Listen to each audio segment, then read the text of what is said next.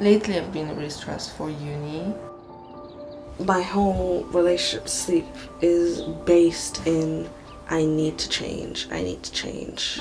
So it already feels like something I'm failing at.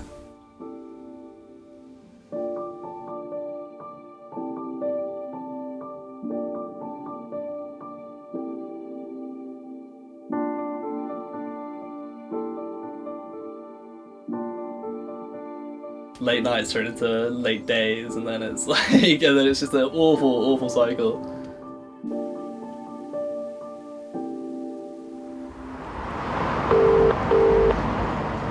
Hello? Hey, I'm outside. Oh, okay, I'm coming. Oh, what's up, dude? Morning. Oh my god.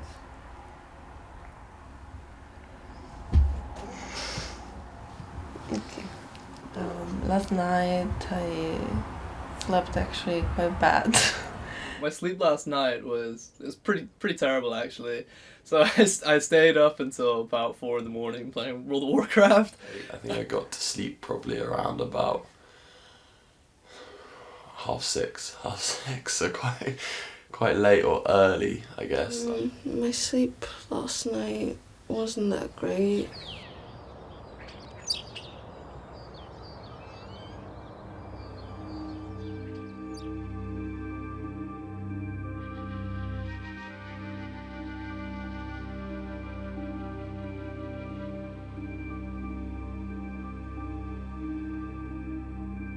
I think it's a really natural part of life. Yeah. The kind of student years of leaving home probably for the first time and being independent and figuring all of this stuff out. True. Because up until then we've always had somebody to say, come on, it's bedtime, put your phone away. And without that voice, we've got to find that voice ourselves. I have an issue with saying no to shifts, and I've got deadlines, and then on top of like not saying no to shifts and getting work, it's like it creates an awful thing of just like I'm filling up my plate. I'm quite an anxious person usually, so I crumble under stress, and there's only a couple of pillars in life that hold you up, and sleep's the one that always crumbles when it comes to like stress and anxiety for me. It's not just like exam period, but it's almost like every day that it's hard for me to fall asleep even if I'm tired. I can't like instantly fall asleep. The stress response is how your brain and body respond to a perceived danger in the environment. Within milliseconds, it triggers a cascade of physiological reactions, preparing us for one of three things: to run, to fight, or to hide. What's unique about human stress is that it doesn't matter whether the threat is being chased by a lion, falling out with a housemate, or worrying about an upcoming exam. Physiologically, the response is exactly the same. I would describe my relationship with sleep as very fluid. It's not that stable. I mean, at the minute, I've got a bit of a bad patch where I just don't really seem to feel tired when I want to go to bed. My relationship with sleep, an upward battle, I would say, if I'm being poetic about it. Even if like I was feeling like really tired, like physically, mentally, like it was still hard to stop the thoughts about university. I think I describe like a good night's sleep as like when you feel like physically and mentally worn out, so you just kind of fall asleep straight away. But recently it's kind of like physically worn out, but mentally I'm just not ready for sleep just yet. Whenever it comes to being in bed, my mind's always overactive. We have such busy days that we don't have that normal downtime to process things that have happened, that we just go to the next thing and the next thing. And so often when we lie down to go to sleep, it's the first time that we have some quiet time. And then all of those thoughts come rushing back, and that's why we have this real busy mind that's so difficult to deal with. That habituation, we can become entrained into those certain habits, and if we're spending most of our day being busy, then when it comes to time to sleep, it's hard to really switch off and train the brain to do that. if dealing with stress isn't instant, like, finding a really funny TikTok, I find it hard to go through with it, even though I hate it, and even though at the end of watching like 300 TikTok videos that you feel like absolute crap, it's still hard to break that habit. Because I'm more of a night owl kind of person, like I play PC games, so I easily just sit there and play games until way into the AM. I have a lot of moments where my brain's wide awake, but like my body's so tired. Anxiety is becoming more and more of an issue, and that's just the nervous system is just used to being hyper aroused. And then, so that's either activated through, as with Christina, there was exam pressure that started that, but then it just becomes the way the system operates at this higher level. Rather than just getting out of pain in this moment, it's like, what's the pleasure that I'm going to feel after I've gone for this walk, or when I've woken up and had a really good night's sleep. But it's really, it's a process, isn't it, to become to think greater than how we feel in that moment.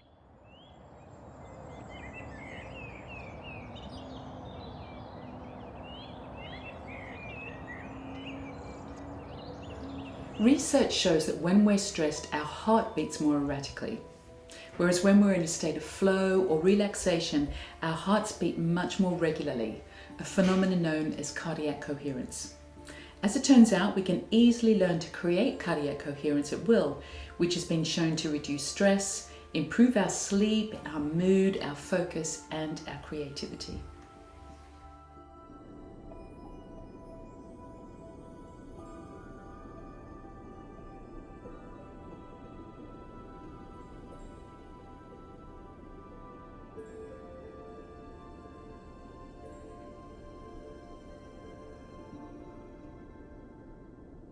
In the morning, I felt like less tired than usual, and also I managed to kind of get up a little bit quicker, like my eyes weren't feeling tired. Sleeping, I had no issues whatsoever, brushed my teeth, put my retainer in, and I was out within a few minutes. I didn't get into bed until about 5:30, but I did the breathing exercises, and I didn't need to go on my phone. As soon as I got into bed, I did fall asleep straight away. I struggled with it at first though, because there's a lot of instructions, and that was on the first run. But when I came to bed, I had a lot more comfort. I think because I knew what was going to come up, I was more like, okay, prepare myself. Like I know where I need to focus my energy and where my breathing is going to take me. I had a bit of a late night, which isn't a surprise because I'm definitely a night owl. But usually it takes me a while to sleep once I've hit the bed. But yeah, this time it was quite easy for me to not overthink. The main thing was like how she said to think about something or someone really like important to you. That was really new to me, and I actually found it like really, really useful. We've got to find that kind of painful experience of like just being so exhausted or overwhelmed or stressed or anxious, and figuring out, actually, I don't want to feel like this anymore. Right. Or I don't want to feel like this so much.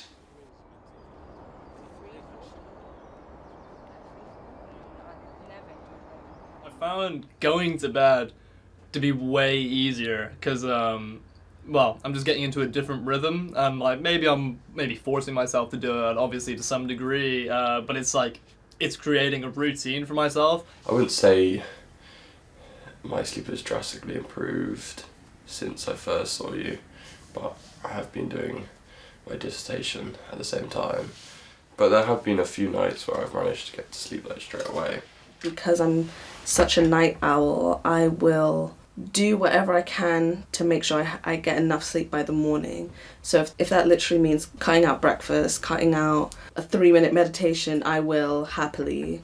What I have been doing is listening to the breathing exercises perhaps during lunch or on my way to work. Even when I had some like anxiety moments, I used like the breath exercise, and that improved. My mood's been pretty happy, I gotta say. Like I wake up and like just taking things a little bit easier. Like I guess I can say I'm not taking life as seriously as I probably was. It's helped me sort of toe the line between calm, like finding a sense of calm during the day, so then by night you're sort of ready to have a really restful sleep. You'll seek a solution externally, Yeah.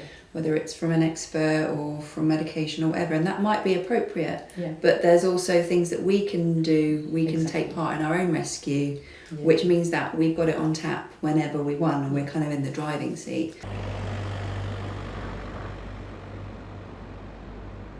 For me, other practices sometimes are like too long, and I just tend to overthink, start thinking about different stuff. With this one, it's just quick to do, like 3.5 minutes. I always can find the time.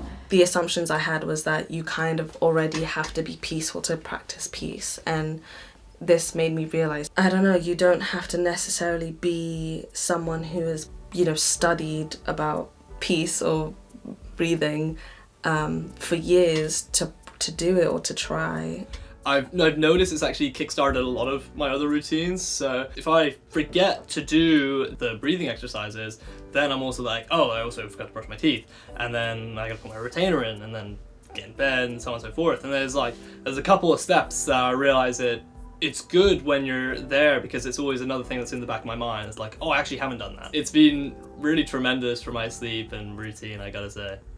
It just becomes a natural part of our day, and it's the deepest self-care we can give ourselves, right? Taking care of these natural rhythms and how they extend throughout all of the features and systems of our body. Yeah. It's definitely something I do want to put in practice more, because the more I realise how much I say life is hectic, I think it's just always going to be like that. When you kind of suddenly remember to do it and then you actually do it, it does actually, work for a bit, and it makes you kind of feel better because you actually remembered a stress technique, which most of the time I just kind of resort to stressing out and not doing anything. Giving myself those 3-4 minutes of just being able to sit and then kind of go into a blank mind, those really helped. I went to bed tired, and not tired in the way where you are drained, but also your mind's still hyperactive.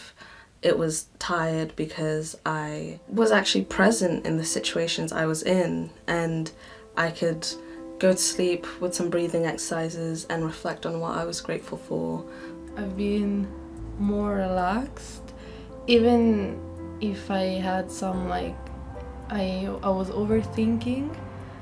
I wasn't feeling that anxious as before. They're always up and down, but I felt like when I practiced those breathing exercises, there was a sense of managing my stress levels as opposed to reacting to everything that was happening to me.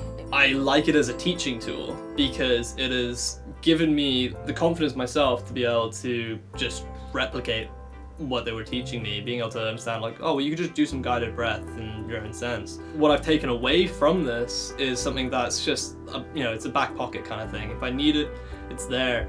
Things that we can do quickly, just learn to regulate our breathing, learn to regulate our emotions. It's not hard, but we need to be somewhat dedicated to ourselves to do it, dedicated to the cause of us.